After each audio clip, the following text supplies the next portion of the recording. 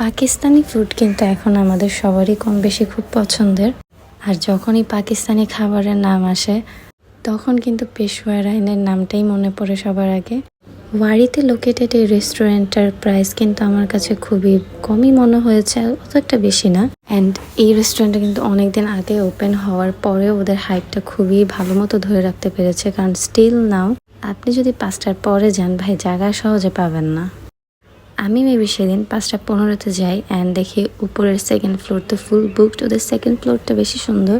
আর এই দেখেন ঢোকার সময় এই সুন্দর ওপেন কিচেন দেখতে পারবেন, কি সুন্দর সুন্দর কাবাব। হ্যাঁ, আর আমি এই যে নিয়েছিলাম লাল বাদশা, এটা কিন্তু ভালো মজা ছিল আর স্পাইসি লাভারদের জন্য খুব বেশি ভালো লাগবে। আর দেন হচ্ছে মুরগ মাখনওয়ালা, এটা হচ্ছে যারা ঝাল একটু কম পছন্দ করে তাদের ভালো লাগবে, এছাড়া নর্মাল মানুষেরও ভালো লাগবে, যেমন আমার ভালো লেগেছে। আমি কিন্তু ঝাল খাই, বাট আমারও এটাও ভালো লেগেছে।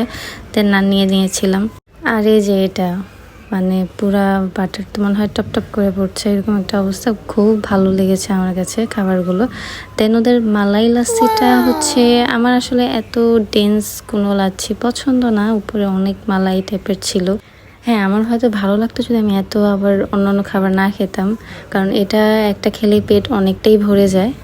তো যেহেতু অন্যান্য খাবার খাওয়ার পরে আমার পেট অলমোস্ট ফুলই ছিল, যার কারণে এটা খেতে আমার কাছে খুবই একটু টাফ মনে হচ্ছিল, কারণ এটাও কাইন্ড অফ লাচ্ছি নাম হলেও ভালোই ভারী খাবার কিন্তু।